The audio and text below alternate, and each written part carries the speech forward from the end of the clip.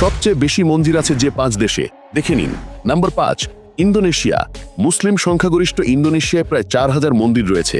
দেশটির সবচেয়ে বেশি মন্দির অবস্থিত বালি দ্বীপে, তাই বালি দ্বীপকে মন্দিরের দ্বীপও বলা হয়ে থাকে। নাম্বার 4, পাকিস্তান। হিন্দু ধর্মাবলম্বীদের জন্য প্রায় 4280টি মন্দির রয়েছে পাকিস্তানে, যার বেশিরভাগ সিন্ধু প্রদেশে অবস্থিত। পাকিস্তানের মোট জনসংখ্যার প্রায় 2.17% হিন্দু সম্প্রদায়ের বাসিন্দা। নাম্বার 3, নেপাল। নেপালকে বলা হয় হিন্দু ধর্মের প্রাণকেন্দ্র। এখানকার 95% মানুষই হিন্দু সম্প্রদায়ের জনগোষ্ঠী। নেপালে আছে প্রায় 24,281টি মন্দির।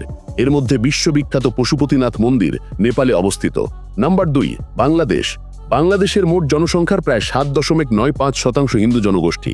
এদের জন্য প্রায় 40,438টি মন্দির রয়েছে বাংলাদেশে। রাজধানী ঢাকা থেকে শুরু করে দেশের একদম প্রান্তিক অঞ্চলেও মন্দির ছড়িয়ে ছিটিয়ে আছে। নাম্বার 1, ভারত। ভারতের মোট জনসংখ্যার 80% হিন্দু, তাই ভারতে মন্দিরের সংখ্যাও সবচেয়ে বেশি। দেশটিতে প্রায় 17,46,000 মন্দির রয়েছে।